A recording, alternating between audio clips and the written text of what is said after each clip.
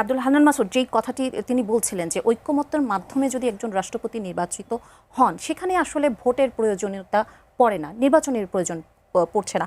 অনেকে বলছেন যে ক্ষমতাসীন দলের প্রার্থী যেহেতু জিতবেন, আপনারা যেহেতু আবার পাল্টা প্রার্থী দিচ্ছেন, সেক্ষেত্রে নির্বাচনটা ভোট গ্রহণটা হতে হচ্ছে। এখানে অর্থের অপচয় ও আইনি আনুষ্ঠানিকতা মাত্রই থেকে যাচ্ছে।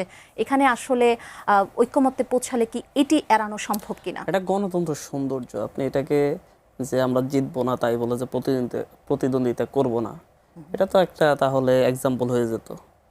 আব্দুর রহমান বিশ্বাস 1991 সালে উনি ইলেকশন করেছিলেন, তার বিপরীতে বদরুল হায়দার চৌধুরী ইলেকশন করেছিলেন। একটা ভালো নির্বাচন হয়েছিল। বদরুল হায়দার চৌধুরী 92টা ভোট পেয়েছিলেন, আর আব্দুর রহমান বিশ্বাস তৎকালীন রাষ্ট্রপতি, দশম রাষ্ট্রপতি 172টা ভোট পেয়েছিলেন। তো তখনও কিন্তু হচ্ছে 70 অনুচ্ছেদ ওইভাবে কার্যকর হয় নাই। এই আপনার বিএনপির জোটের প্রার্থী হওয়া সত্ত্বেও 60টা ভোট কম পাইছিলেন, মেবি 4টা কি 5টা ভোট। আব্দুর রহমান, রাষ্ট্রপতি আব্দুর রহমান বিশ্বাস সাহেব 7 জনও কিন্তু সংসদ সদস্য পদ চলে যায়নি। কিন্তু এবার সর্বদলীয় ঐক্যমতের মাধ্যমে যে হচ্ছে দলের বাইরে ভোট দেওয়া যাবে না সেই সিদ্ধান্ত নেওয়া হয়েছে, শুধুমাত্র সরকারকে সহযোগিতার জন্যে।